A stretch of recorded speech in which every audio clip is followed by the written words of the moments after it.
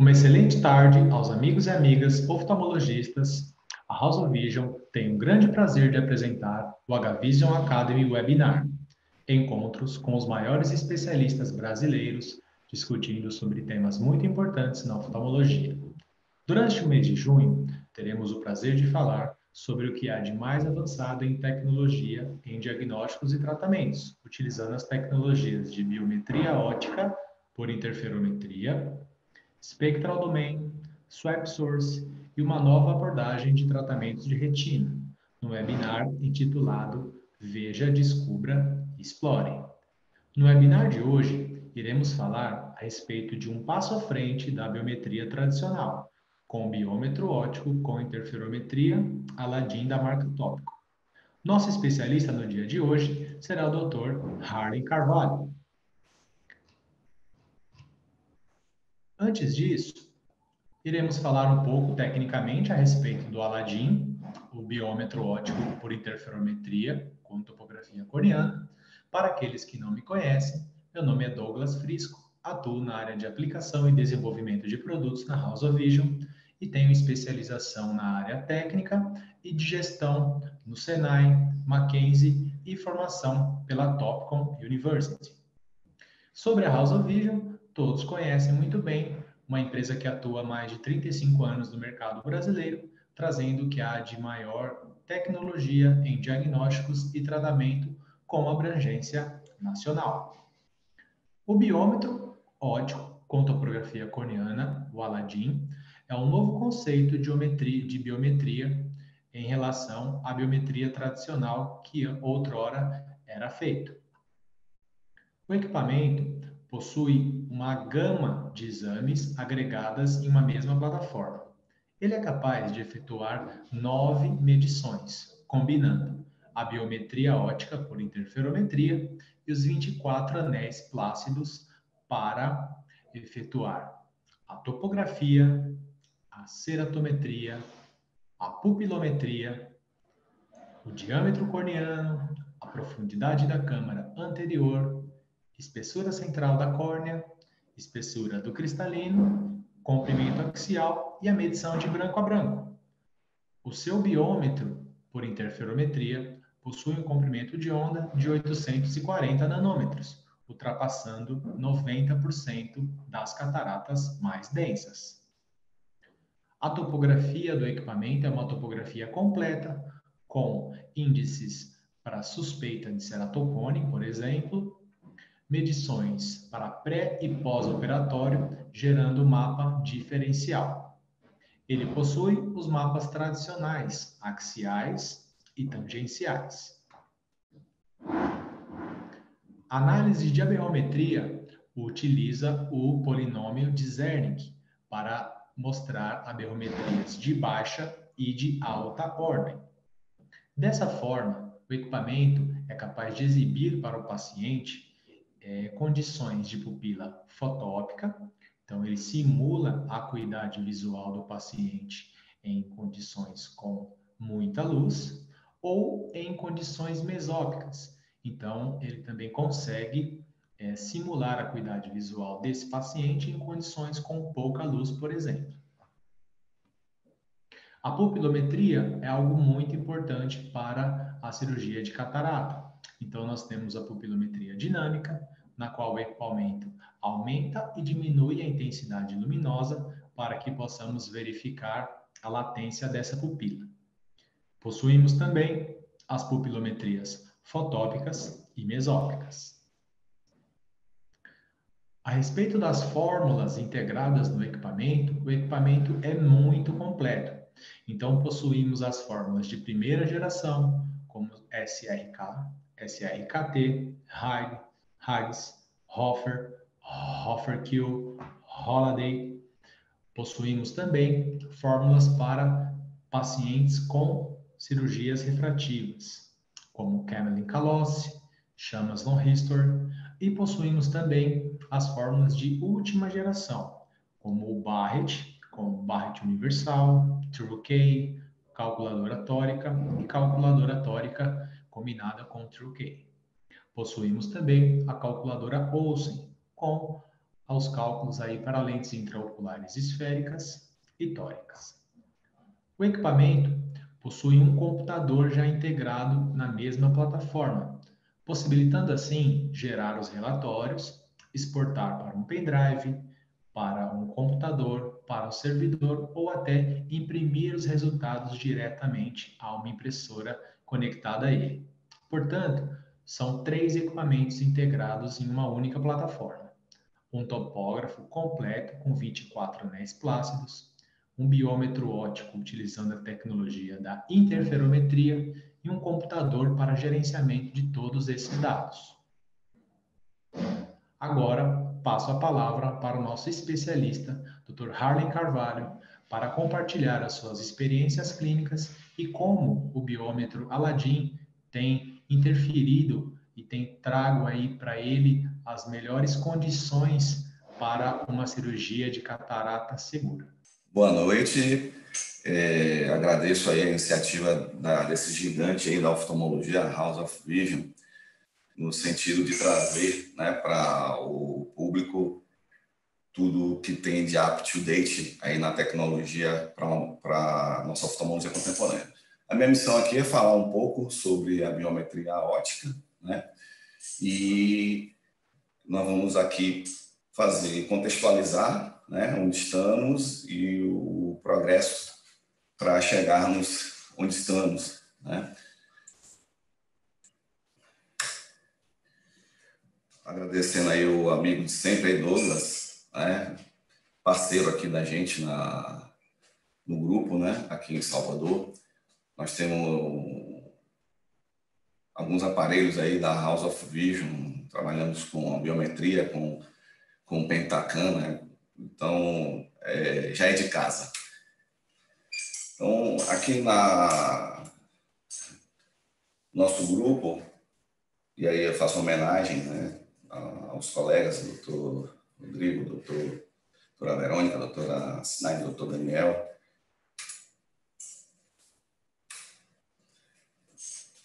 Então, o que é importante a gente contextualizar? A população mundial acima de 60 anos, ela quadruplicou, né, de 1950 para cá. Então, a estimativa aí da Organização Mundial da Saúde é que haja aí em torno de 810 milhões de idosos, né, já no início da década de 2012. E que em 2050 nós vamos ter quase 2 bilhões de pessoas acima de 60 anos. A deficiência visual é a maior causa de incapacidade funcional, né? Lembrando que dos sentidos, a visão é responsável por 80% da captação de estímulos, né? E sendo a visão a maior incapacidade funcional, os senhores têm ideia do impacto, né, que é a nossa especialidade na vida das pessoas, dos idosos. Das causas de deficiência visual, a maior causa reversível, depois da falta dos óculos, é a catarata, né? Então, a catarata ocupa metade aí praticamente das causas de baixa visão e cegueira. Em 2020, se estima que no planeta 30 milhões de pessoas vão requerer a cirurgia de catarata. São dados da Federação Internacional do Envelhecimento, que fica em Nova York. Então, aí, para vocês terem ideia, um gráfico, né, do aumento da população idosa no planeta. O gráfico ilustra aí o papel da baixa de visão como deficiência física, né, sobretudo nos países em desenvolvimento. Aqui a participação da catarata aí com quase 25% da causa global de deficiência visual, né, perdendo apenas para erros refrativos. E a nossa pirâmide etária, né, que agora em 2018, ainda características de países em desenvolvimento, com a base um pouco mais larga do que a pirâmide, do que o ápice da pirâmide, mas essa inversão já na década de 30, né, nós vamos ter aí a população idosa acima de 65 anos aumentando em 78%, e isso vai impactar muito o sistema de saúde. O Brasil, em 2025, vai ter aí mais ou menos 32 milhões de idosos e vamos ser o 6º país do mundo com o maior número de idosos. A fonte aí é a Organização Mundial de Saúde. Então, esse aumento da expectativa de vida do brasileiro, que em 1991 era em torno de 66 anos de idade, vai para 78 anos de idade em 2030, né? Um pouco maior a expectativa para as mulheres, né? O sexo forte. Então, esse idoso que vai demandar a cirurgia de catarata, esse idoso não é mais aquele idoso que ficava em casa, né, de pijama, assistindo a TV. Esse idoso hoje, ele é bastante ativo, ele tem uma importância estratégica nas famílias, ele interage com os netos, leva os netos para a escola, ajuda na lição, ele é um membro muito importante da família. Muitos deles, já depois da viuvez ou por divórcio, quer reconstituir a sua vida amorosa. Então, a cirurgia de catarata, ela está nesse contexto, ok? Então, ela evoluiu de um procedimento meramente para a reabilitação visual para um procedimento refrativo, né, no qual os pacientes eles exigem resultados precisos. Então, a seleção correta de uma lente intraocular apropriada, ela é capital para se alcançar os resultados refrativos, né? Então, o paciente que faz cirurgia de catarata, ele não quer ficar dependendo de óculos, né? Nem para enxergar de longe, nem de perto. Então, hoje há, né, toda uma tecnologia para deixar esse sujeito o mais independente possível, né? Tanto para enxergar a curta distância, a distância intermediária, como a longa distância. E, assim, é preciso levar em conta que fontes de erro podem surgir da medição imprecisa dos parâmetros biométricos do olho. Isso pode levar ao implante de uma lente intraocular incorreta. Então, a biometria acurada, ela é muito importante para garantir o resultado bem-sucedido da cirurgia de catarata e trazer a tão sonhada emetropia para o paciente, né? A gente não pode deixar nesse contexto de fazer uma homenagem, né, a Sir Harold Ridley, né, um oftalmologista brilhante inglês que, trabalhando com veteranos da Segunda Guerra, né, veteranos da aeronáutica que tiveram acidentes durante as batalhas aéreas, ficaram com fragmentos da capota, né, do avião, de material acrílico dentro do olho. E Ridley notava que aquele material era inerte, que suscitava pouca informação. Então, ele teve uma ideia genial de criar uma lente intraocular com o mesmo material semelhante, para substituir o cristalino com catarata. E aí ele modificou a história da oftalmologia, né? Sir Harold Ridley, ele foi condecorado, né, como cavaleiro pela nada mais nada menos que a Rainha Elizabeth II, e essa história toda está contada nesse livro aí, fascinante, né? Então, Ridley idealizou a lente intraocular. Os primeiros resultados não foram tão bons do ponto de vista refrativo. Era uma lente que não tinha sustentação de ápticos, a lente ficou descentrada em sunset, e foi o início do advento para o desenvolvimento das lentes. Entretanto, havia uma situação capital: como calcular o grau da lente? Então, o primeiro médico e cientista a conceber uma fórmula intraocular foi Fyodorov, né, russo, né? Ele foi o precursor, né, da primeira fórmula para cálculo. Isso ainda em 1967. De lá para cá, o progresso foi exponencial, né? Então, essa história começa a ter um êxito relativo com a fórmula SRK, dos médicos e cientistas, né? Sanders, Retzlaff e Kraft. Já em 1980, eles chegaram a uma fórmula com uma relativa precisão que associava o poder da lente a uma constante e era a razão inversa da ceratometria e do comprimento axial. O desenvolvimento das fórmulas avançou para a fórmula de segunda geração. O próprio trio de cientistas idealizou uma segunda fórmula, SRK2, e aí as outras fórmulas de terceira geração, chegando até hoje às fórmulas contemporâneas.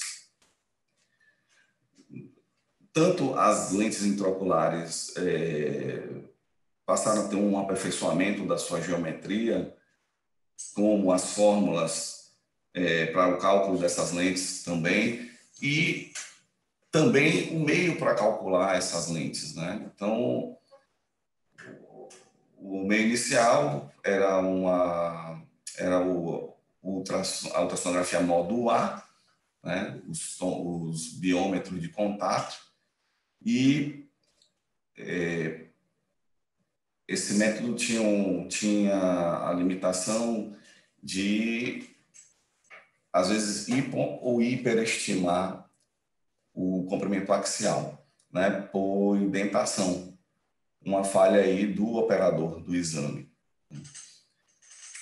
Essa falha de indentação, que conduzia, às vezes, à hiperestimação da lente intraocular, ele foi minimizado com a biometria de imersão, que usa esse recurso dessa câmara, né, de imersão, na qual o probe do biômetro ele não entra em contato direto com o ápice da córnea. Então, a gente consegue tirar o fator indentação. Então, a partir desse recurso tecnológico, né, aparentemente simples, se passou a ter uma precisão muito grande da medida do comprimento axial e das outras medidas, né, de câmara, profundidade de câmara anterior, espessura do cristalino e medidas muito próximas, com o desvio padrão praticamente zerado.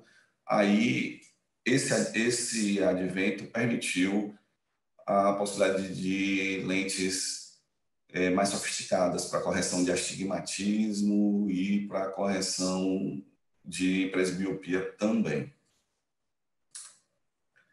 Mas sem dúvida a biometria óptica, que é de fato o objeto, né, desse encontro nosso aqui, que revolucionou o cálculo da lente intraocular. Revolucionou primeiro porque passou a ser um método de não contato, com uma ergonomia muito melhor, tanto para o paciente como para o operador, né, o não médico técnico, com vantagens óbvias e também com uma capacidade de medida do comprimento axial, da espessura da córnea, da profundidade da câmara anterior, da espessura do cristalino, com uma reprodutibilidade imensa, com erro de desvio padrão praticamente desprezível, né? Então, esse recurso que usa a interferometria, né, de baixa coerência óptica, e os meios para isso podem variar de um aparelho para outro. Você tem, essencialmente, uma emissão, né, de uma radiação com um determinado comprimento de onda, através de um sistema de espelhos, que chega às estruturas oculares, e daí há uma reflexão essa reflexão vai encontrar a outra face do espelho e essa radiação vai se dividir para um espelho de referência e para um detector. Né? O detector está acoplado a um transdutor e aí sim você consegue estimar os comprimentos. Ok, então esse processo todo que passa não só pela forma com que se faz essas medidas, pelas fórmulas de cálculo, por toda uma tecnologia de lente intraocular, por toda uma mudança nas técnicas cirúrgicas e utilização de tecnologia própria que vai prever local adequado da incisão, alinhamento da lente intraocular dentro do saco capsular, é tudo com o objetivo de dar para o paciente uma nova lente com capacidade de foco para longe, intermediário e para perto, com alinhamento o mais preciso possível com o eixo visual do paciente. Antes da gente prosseguir, é bom ter uma ideia dos parâmetros do olho normal para o indivíduo de 60 anos. Esse trabalho aqui do Fotedar e colaboradores, 2010, traz as medidas, né, usuais dessa população. E aqui os senhores veem o que é que se espera, né, da qualidade, dos picos da radiação passando pelas estruturas oculares, seja ao ultrassom, seja a interferometria. Então, a gente espera, né, picos de boa amplitude, todos eles, né, com boa perpendicularidade, né, em relação à linha de base e com reprodutibilidade, né, uma medida após a outra.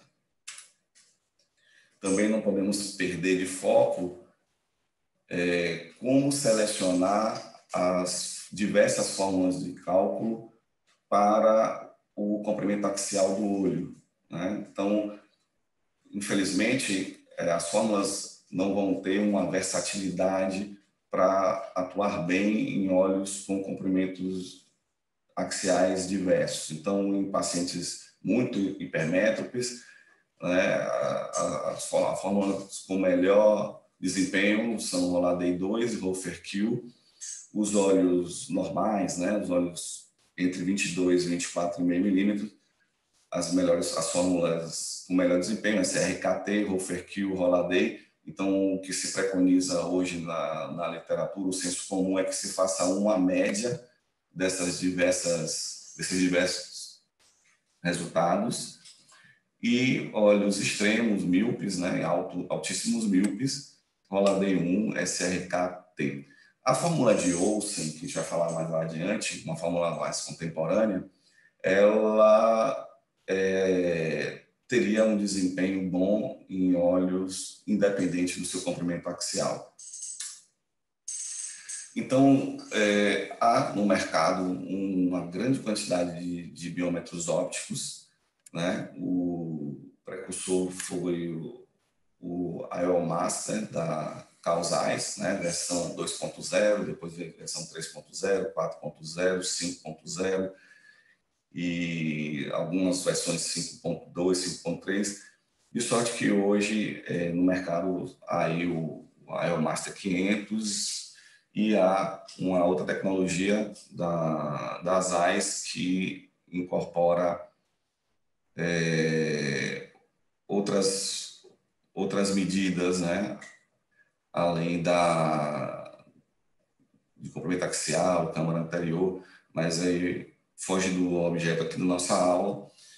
Então, os primeiros trabalhos tinham todos como referência, né, o IOLMaster, e os concorrentes faziam todas as validações usando essas máquinas. Então, na sequência apareceu, né, a aparelho da Nidec, Hagstrite, e esses aparelhos anteriores, eles não tinham nenhum estudo de superfície da córnea, né? Então, o que eles se restringiam era a medida da ceratometria para poder alimentar o cálculo da lente nas fórmulas de cálculo.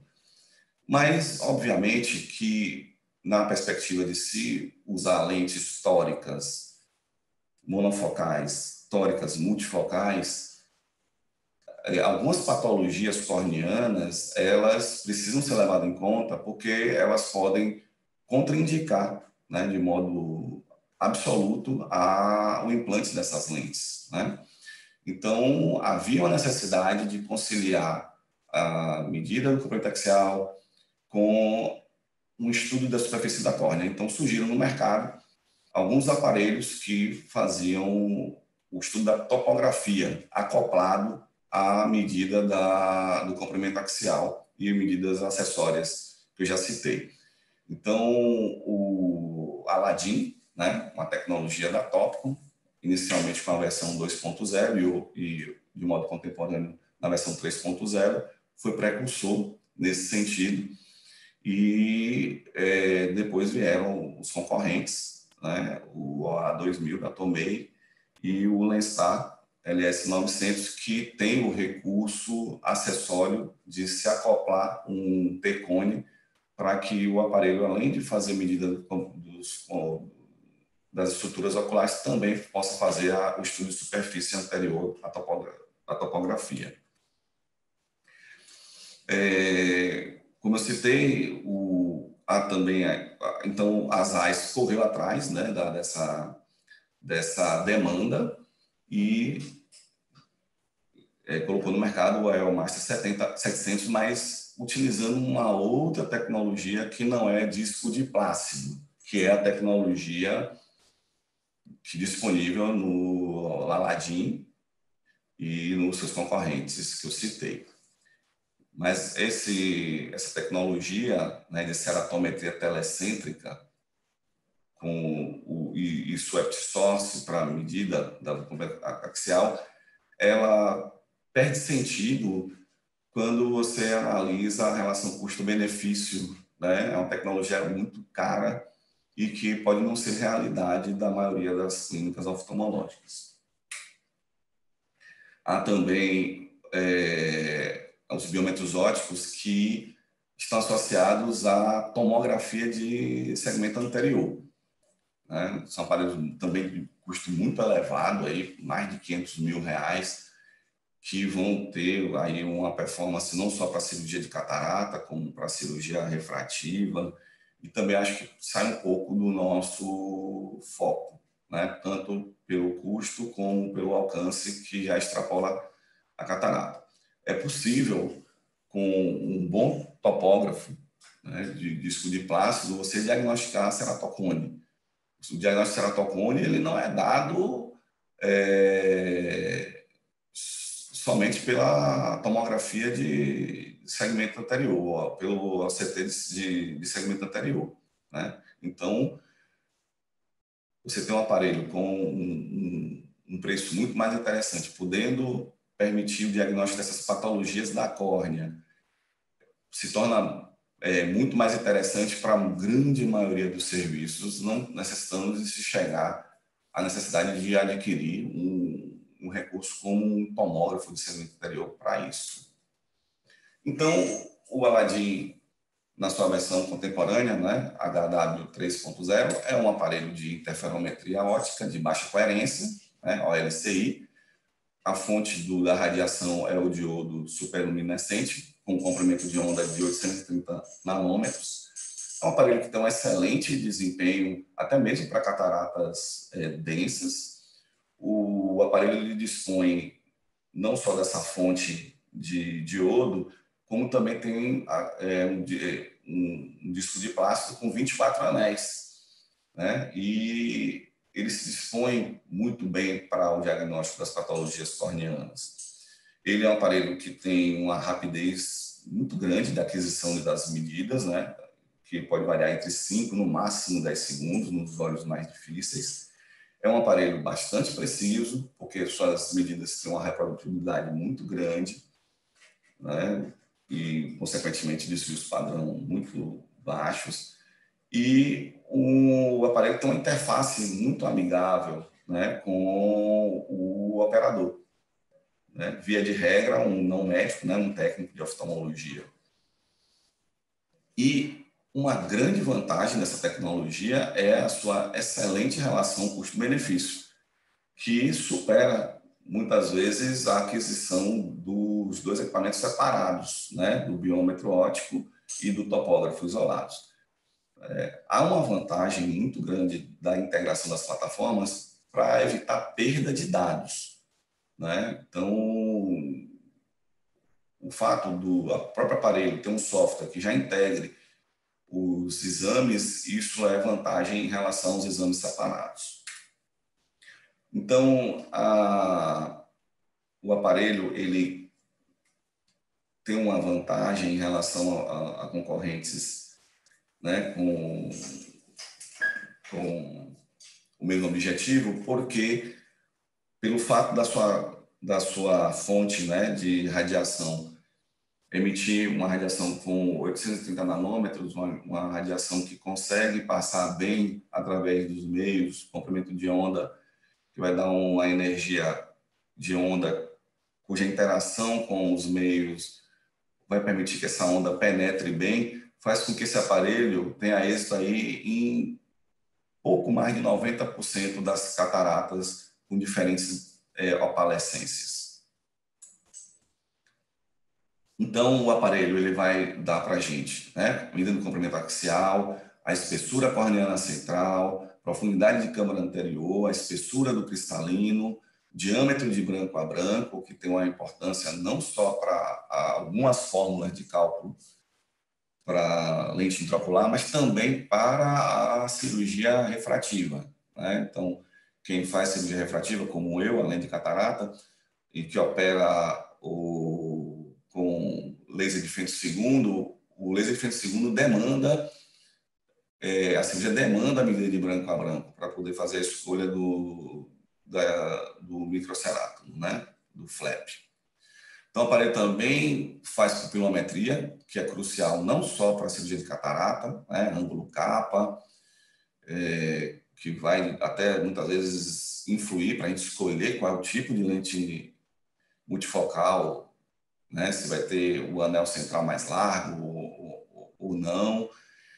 A pupilometria também vai ser importante para a cirurgia refrativa, né? O aparelho também tem a sofisticação de ter uma aberrometria, né? Coisa que alguns dos seus concorrentes diretos não têm. E a aberrometria, ela, embora tenha perdido um pouco, né, da sua importância nos últimos anos no que tange à cirurgia refrativa, mas a aberrometria ela vem galgando uma importância relativa aí no estadiamento do ceratocone.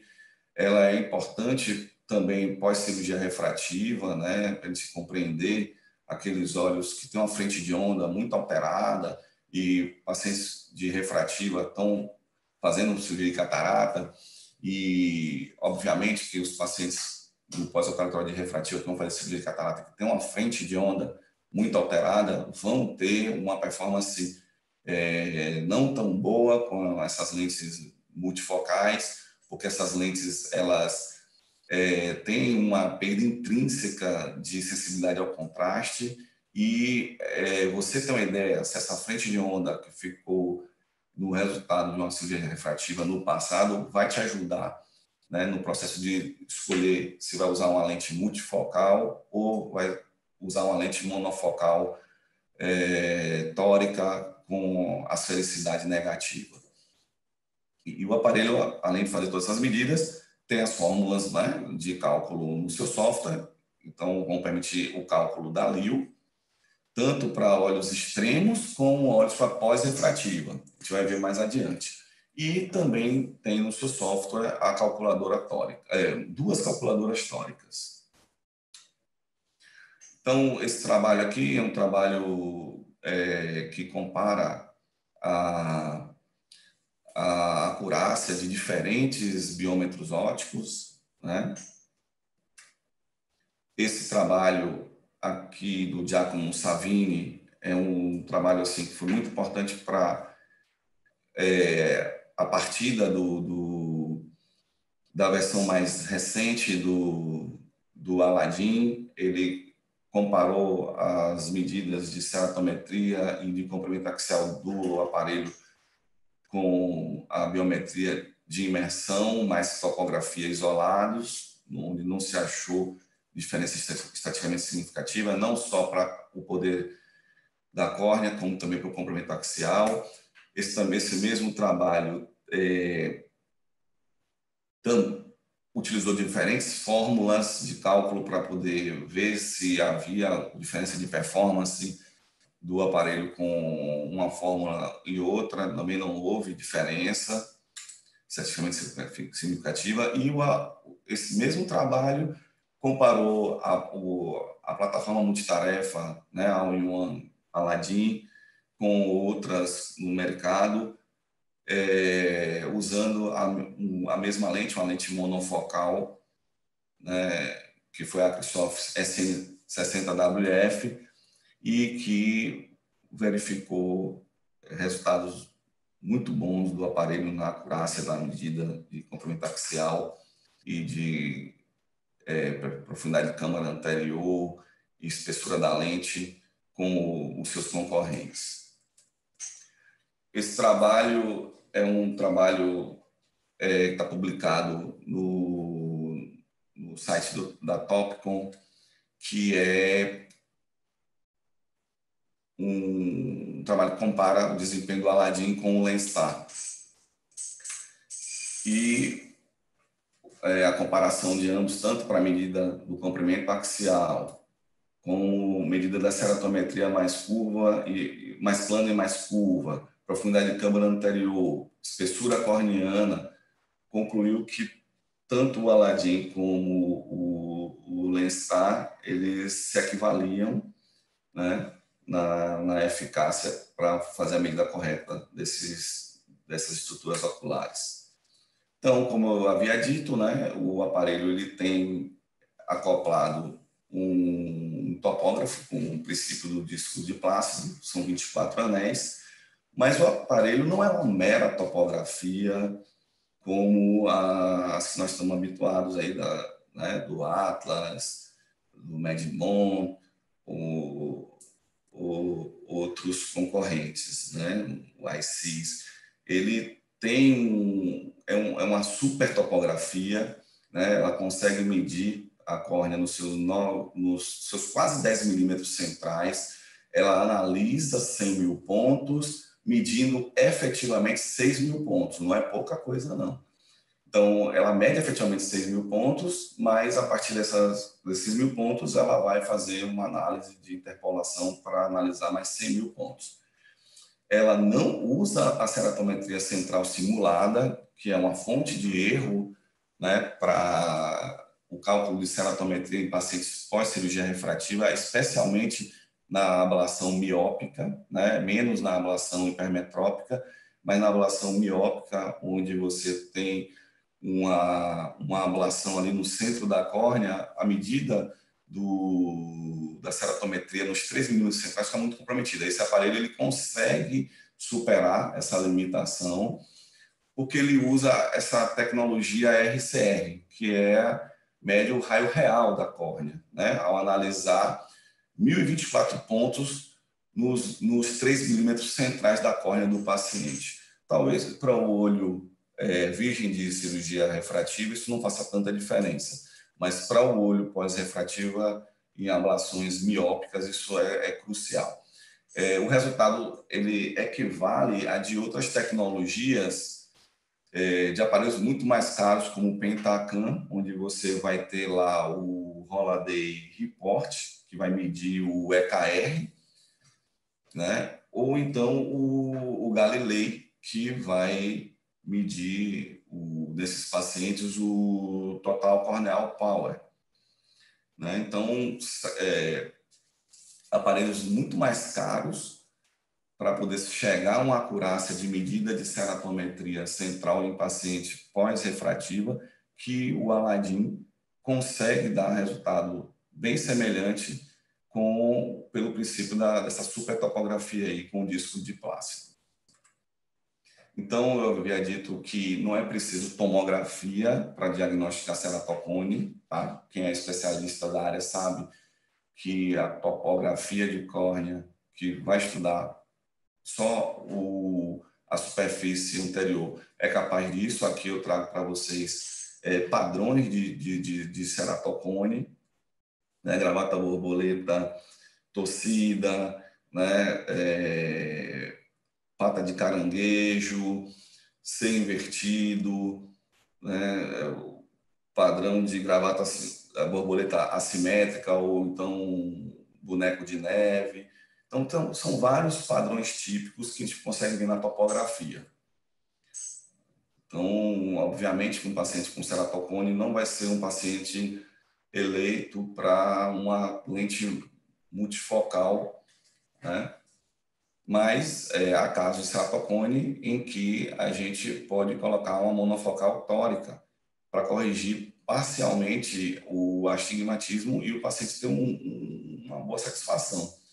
Então, os diversos padrões de ceratocone, aqui um cone tipo nipple, né? Aqui uma gravata borboleta, simula uma gravata borboleta, mas ela é diferente do astigmatismo regular, porque esse astigmatismo não se espraia para a periferia da córnea, fica restrito aqui aos 3 a 5 milímetros centrais. Isso aqui confunde o não especialista, né? Além do ceratocone, há outras ectasias, como degeneração marginal pelúcida, né? Tem esse padrão de ser invertido com a gota de óleo pendente. Normalmente esses pacientes não têm ceratometria central tão íngreme e pode, num exame mais rápido, confundir, né, o médico. Mas um bom exame de lâmpada de fenda, você vai ver que o paciente tem a periferia normal, tem uma área de afilamento, e acima do afilamento é que vai ter a ectasia. E onde tem ectasia, ele não tem afilamento. É essa a diferença da pelúcida para o ceratocone. O exame de topografia é crucial para esses pacientes que têm pós-refrativa, tanto para os casos bem-sucedidos, onde a ablação fica bem centralizada, como para aqueles casos onde houve descentração. Então, não se pode hoje conceber uma biometria óptica sem ter um recurso que estude a córnea. E entre o topógrafo e o tomógrafo, o custo-benefício do topógrafo acoplado é muito melhor do que do tomógrafo.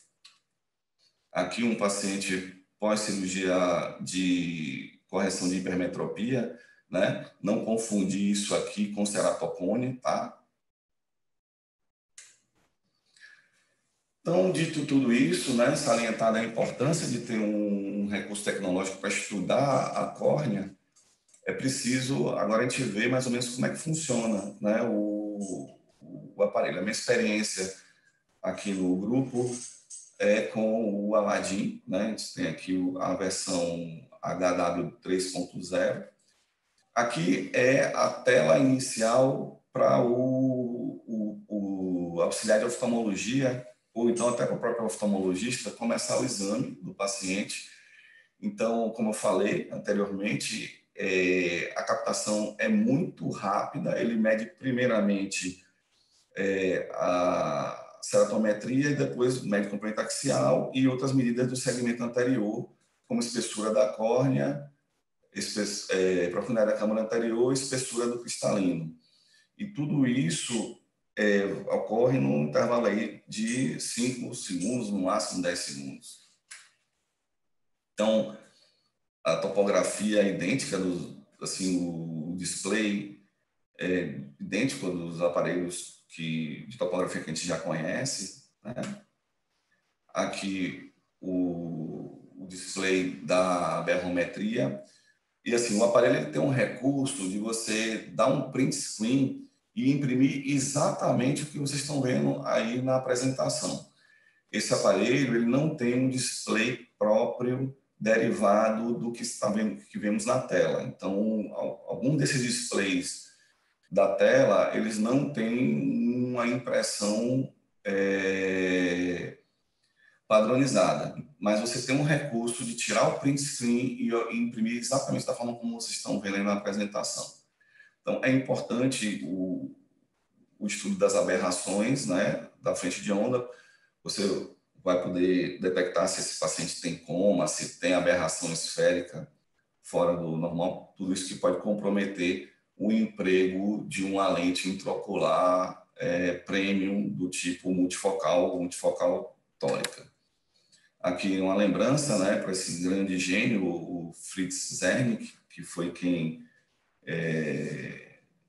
precursor desse estudo de frente de onda, né? Então, as aberrações de primeira ordem, de segunda ordem, terceira ordem, né? As aberrações de baixa ordem são as mais prevalentes. E aqui o display que esse impresso, né? Não o display, mas o impresso para a topografia e o impresso para a aberrometria juntos. Aqui é o display do aparelho para a medida do comprimento axial. Observem que nas medidas a gente vai ter uma diferença muito pequena, né, de uma medida para outra, e o desvio padrão baixo. O aparelho também tem a capacidade de fazer a paquimetria central, né, a Corneal Central Thickness, né, o CCT, e a pupilometria, que, como eu já disse antes, é muito importante. Alguns pacientes têm pupila muito excêntrica, onde o eixo da pupila não coincide com o eixo visual, gerando um ângulo capa muito alto. E isso é crucial para a gente poder decidir, muitas vezes, o tipo de lente intraocular multifocal que a gente vai usar, qual vai ser o diâmetro desse anel central, porque se isso não for levado em conta, o paciente pode ficar com um mau resultado no pós-op. E é interessante que o exame de pupilometria desse aparelho, do Aladdin 3.0, ele vai fazer um exame dinâmico, mas ele pode fazer também um exame manual, para condição fotópica com muita luz ou condição mesópica. E ele pode dar a diferença dessa pupila em condição fotópica e mesópica, como os senhores podem ver aí na tela, né? A pupila fotópica em condição de muita luz em vermelho, mais contraída, e a pupila em condição mesópica, que os senhores veem aí como esse círculo azul um pouco maior. Esse paciente tem pouca diferença da pupila, em tanto condição mesópica como fotópica, mas isso pode variar em algumas pessoas, principalmente pessoas com íris claras.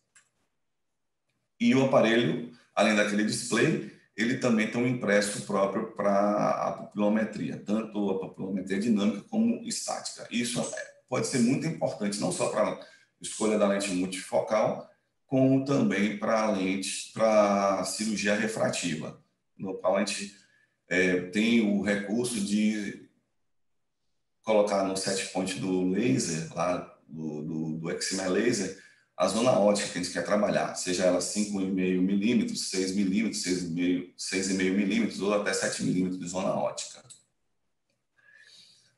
O diâmetro de branco a branco é importante para catarata, porque vai compor muitas fórmulas de cálculo, vai ajudar aí, em algumas fórmulas de cálculo, prever a posição efetiva da lente, e também importante para o LASIK, né, com Fento II, a escolha do anel de sucção, né, do Fento II. Tem esse display, né, que é um display que vai dar um resumo de todas essas medidas e da ceratometria.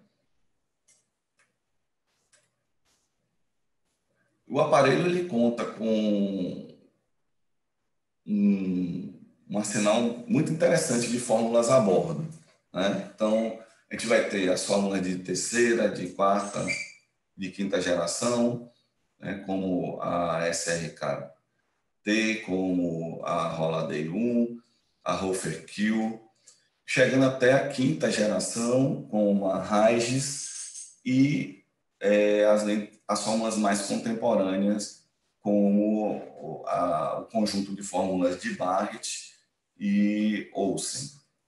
E o aparelho também tem duas calculadoras para lentes históricas, como a própria Barrett e também a calculadora genérica, que é a Bulaf-Koch, né? A gente vai falar um pouquinho desses recursos. O aparelho, ele é uma plataforma multitarefa, all-in-one, que vai ajudar o médico nos desafios contemporâneos, como olhos extremos, né, auto-hipermétrico, auto-míope, mas, sobretudo, nesse público que fez cirurgia refrativa no passado. Sobretudo, pacientes que sofreram ablação miópica. E nós sabemos, e não é foco dessa aula, que há vários métodos para cálculo desses pacientes complexos, métodos que levam em conta a refração anterior do paciente, ceratometria anterior do paciente, fórmulas que usam duplo K, né, dupla ceratometria, tanto a ceratometria anterior como a ceratometria pós-cirurgia, e pacientes que têm uma demanda muito maior até do que pacientes que não fizeram refrativo e que querem continuar em hemetropia depois da cirurgia de catarata. Então, há fórmulas que levam em conta a história pregressa, como a Camelin Calossi, que tem no software do Aladdin. A Barrett TrueCap também tem no software do aparelho. E tem fórmulas que dispensam os dados prévios do paciente e que também fórmula que vai estar disponível no software do Aladdin 3.0, que é o caso da Chamas. Eu vou falar um pouquinho agora da fórmula de Barrett, que está o conjunto de fórmulas, na verdade não é uma fórmula só, né, desse oftalmologista e cientista genial. Essa fórmula, esse conjunto de fórmulas, ele leva em consideração a córnea posterior para calcular e para fazer o cálculo da posição da lente para cada paciente. E para isso ele leva em conta a espessura do cristalino, né? E ele mede a espessura, como o aparelho ele mede a espessura do cristalino, não é necessário fazer uma estimativa, né, do cristalino do paciente, e isto vai melhorar muito a precisão do cálculo. Então, como é uma fórmula que precisa da medida da espessura do cristalino e o aparelho é capaz de fazer isso, nós vamos ter resultados mais acurados. Então, a fórmula ela é capaz de prever a curvatura posterior da córnea, mesmo sem o aparelho fazer a medida da ceratometria posterior, né? O topógrafo de córnea, todos sabem, ele só mede a curvatura anterior. Mas no caso da fórmula de Barrett, isso fica dispensável, essa medida da curvatura corneana posterior, que é dada por tomografia, né?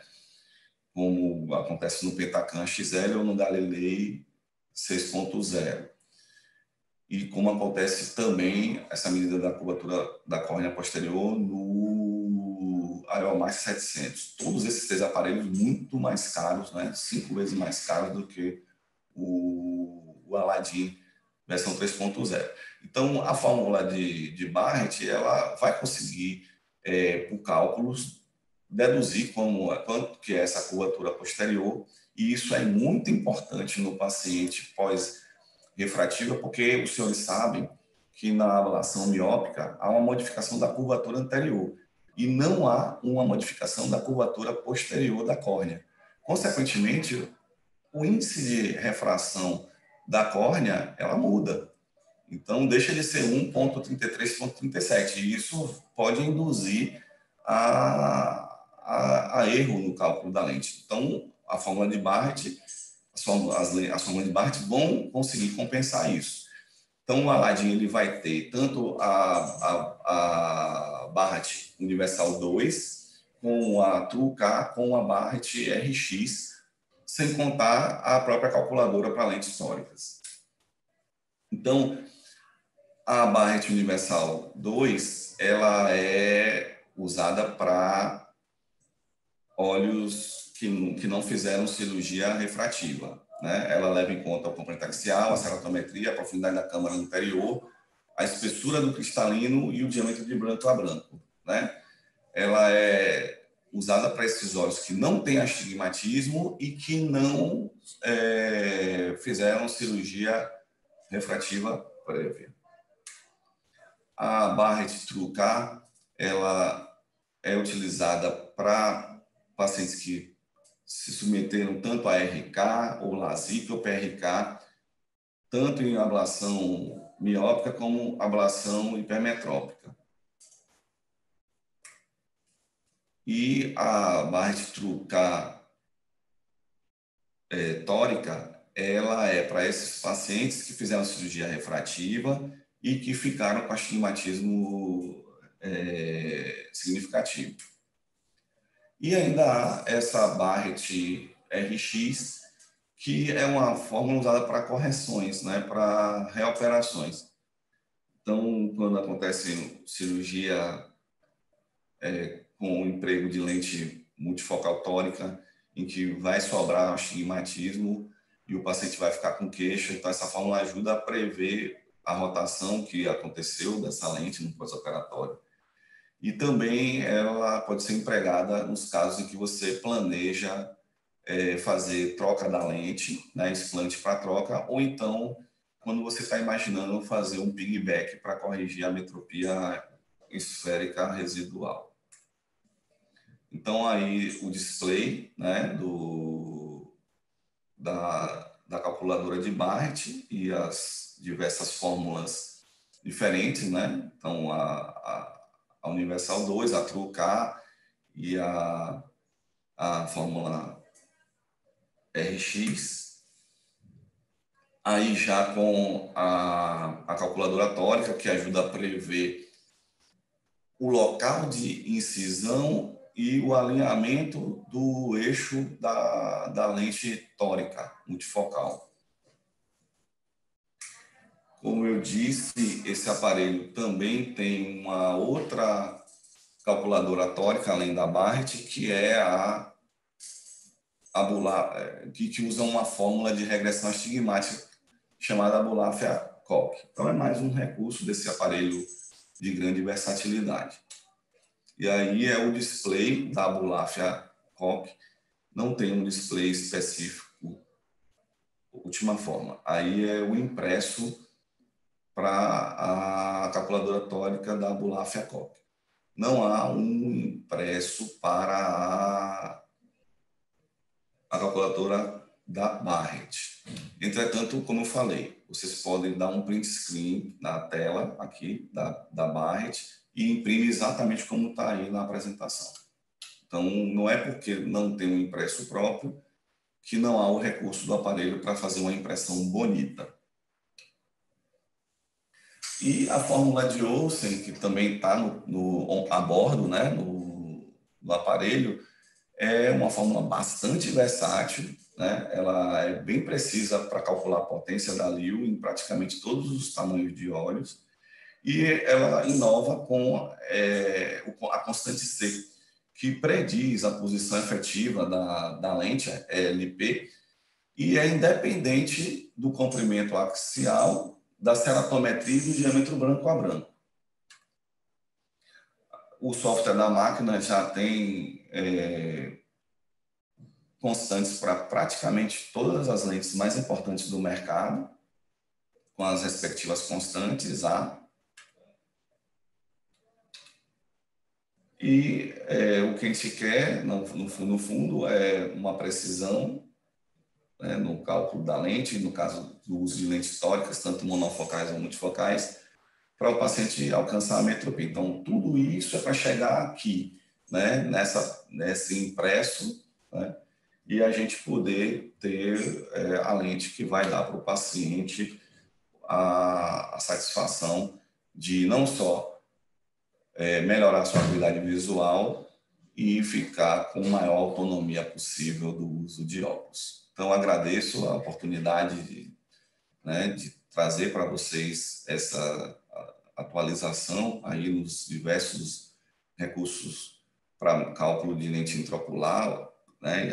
A biometria ótica é hoje um mistério para isso, e vocês ficam, né, convictos de que não é somente necessário um recurso que meça as estruturas do eixo óptico, mas também um recurso acoplado que estude a superfície da córnea, ajudando no diagnóstico de patologias que vão contraindicar, muitas vezes, o uso de uma lente premium, né? E com boa relação custo-benefício.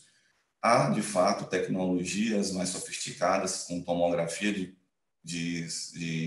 tomografia de segmento anterior, como é o Galileu, como é o Pentacam, mas elas não têm uma relação custo-benefício possível para a grande maioria das clínicas oftalmológicas. E, como eu disse, como especialista de córnea que eu sou, né, além de catarata, não é essencial o tomógrafo de córnea para dar diagnóstico de patologias como astigmatismo irregular e ectasias corneanas como ceratocone e degeneração marginal pelúcida. Minha boa tarde para todos e espero estar de volta aí para novas iniciativas de educação continuada. Dr. Harley, muito obrigado pela grande palestra e pelos dados clínicos compartilhados conosco, grandes experiências. O nosso próximo encontro do nosso webinar Veja, Descubra, Explore está marcado para quarta-feira que vem, no dia 10 de junho, às 18 horas. Dessa vez, iremos tratar sobre diagnósticos de patologias retinianas, utilizando um novo conceito de tomografia em coerência óptica, ou a família Maestro, que é um tomógrafo totalmente automático que traz dados muito precisos para acompanhamento, diagnóstico e acompanhamento de pacientes com patologias retinianas, pacientes glaucomatosos ou pacientes com algum tipo de patologia de segmento anterior. O nosso especialista dessa vez será o Dr. Leonardo Barbosa. Contamos com a presença de todos e para você que está assistindo esse webinar pelo nosso canal, não deixe de se registrar, não deixe de se inscrever e ativar o sino para que todo momento que houver qualquer tipo de atualização na nossa página, no nosso canal, você receba essas atualizações. A você, muito obrigado e nos encontramos numa próxima. Até lá!